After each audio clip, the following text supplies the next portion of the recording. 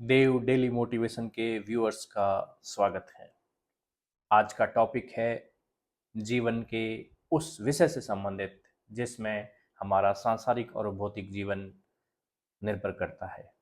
वह है मनी। जी हाँ दोस्तों, आज हम बात करने वाले हैं मनी के गोल्डन रूल्स की।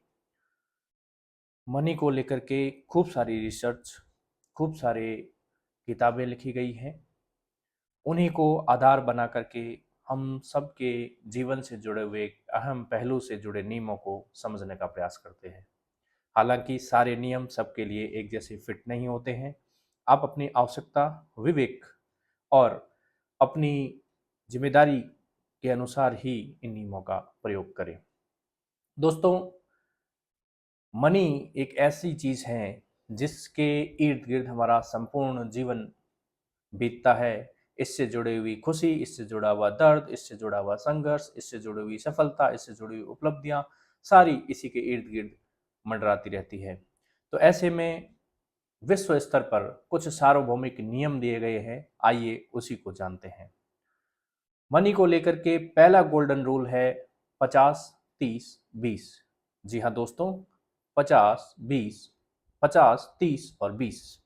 इससे अभिप्राय है कि आपकी जो सैलरी इन हैंड होती है, अर्थात सारे टैक्स निकाल कर, सारे डिडक्शन निकाल करके रियल में जितनी अमाउंट आपके खाते में आती है उसका 50% राशि का उपयोग आपको अपनी नीड्स में करना चाहिए, 30% राशि का उपयोग अपनी वांट्स में करना चाहिए और 20% राशि का उपयोग इन्वेस्टमेंट या सेविंग में करना चाहिए।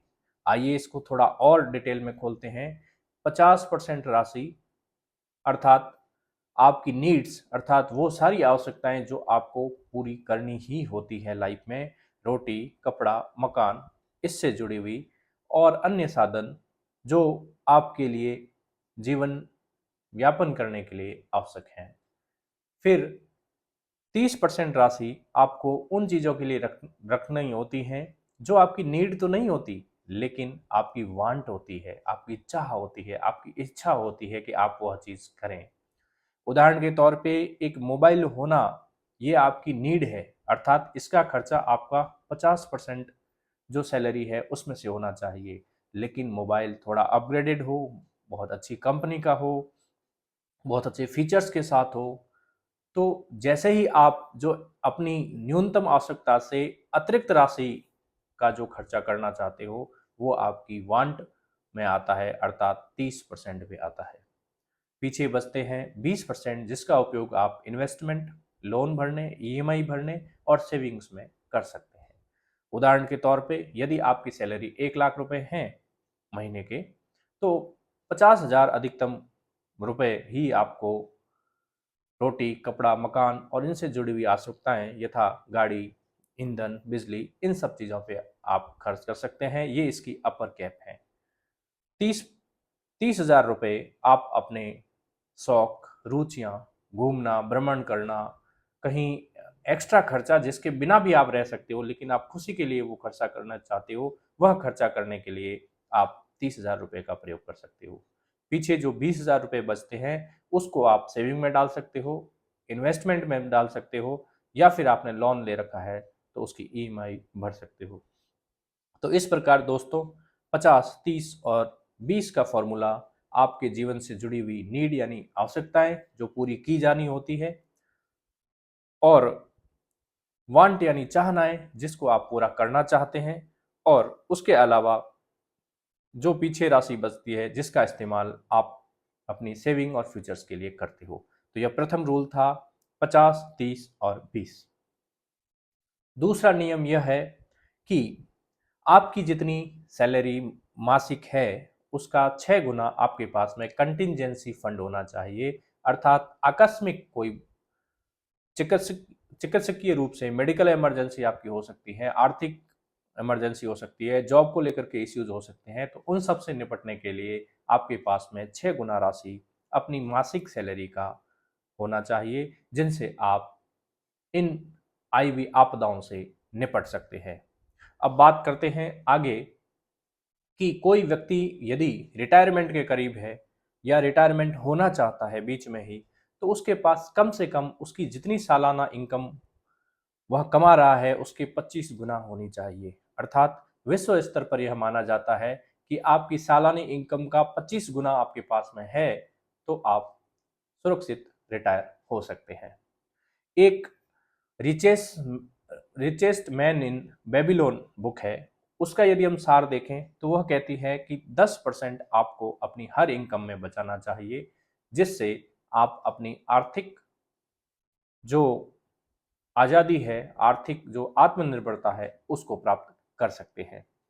अगला लोन को लेकर के, हालांकि हमारे आसपास की दुनिया क्रेडिट पे चलती है, लोन पे चलती है, ईएमआई पे चलती है, फिर वह मकान हो या गाड़ी हो, लेकिन जो मनी के गोल्डन रूल की बात करें तो वो यही कहती है कि आपको जहां अति आवश्यक या इन्वेस्टमेंट वाला लोन हो या जिस लोन से आपको रिटर्न प्राप्त होता हो उसको छोड़ करके सामान्यतः आपको लोन अर्थात क्रेडिट से बचना चाहिए। अगला टॉपिक है, गोल्डन रूल्स है मनी से जुड़ा हुआ, वह है बाई यानी शॉपिंग। मनी का गोल्डन रूल्स ये कहता है कि आपको हर दिखने वाली चमकीली चीज की शॉपिंग नहीं करनी चाहिए, लेकिन जैसे ही हम घर से बाहर निकलते हैं, मेगा मॉल्स में जाते हैं, तो हम किसी बड़ी चीज से आकर्षित हो जाते हैं और उस चमकीली चीज के लिए हम अपने जो शॉपिंग बैग होते हैं वो भर भर के हम घर पे आते हैं और घर आके हमें लगता है कि हमने बहुत ज्यादा खर्चा कर लिया। तो गोल्डन रूल्स ये है, don't buy anything you see. अब यह तो हम सबकी प्रॉब्लम है, इससे बचे कैसे?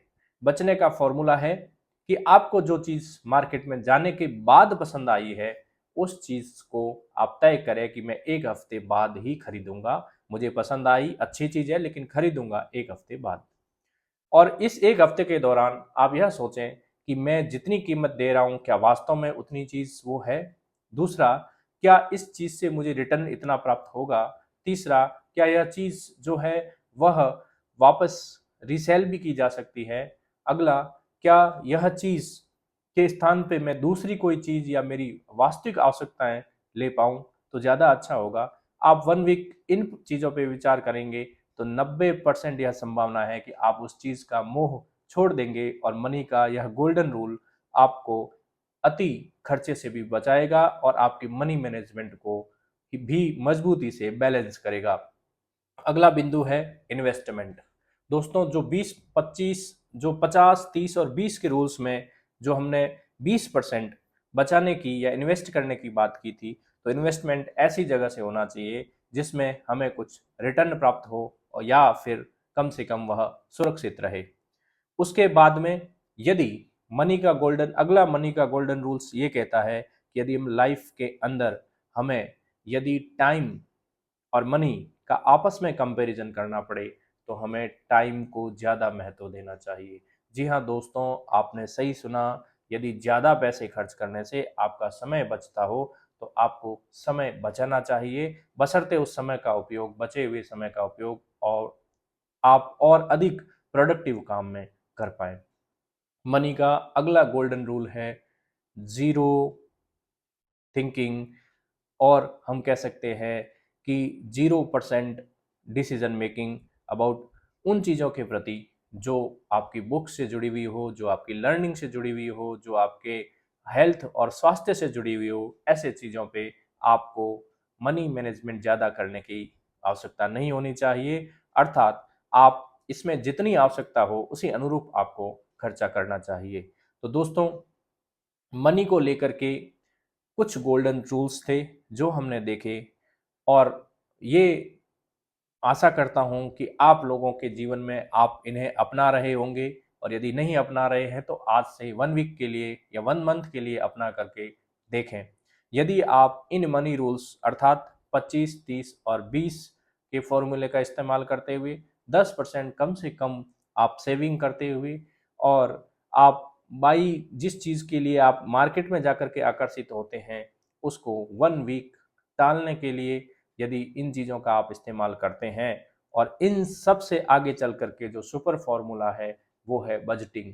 अर्थात महीने के प्रारंभ में, साल के प्रारंभ में ही आप तय कर दें कि किस किस मद में कितना आपको खर्चा करना है।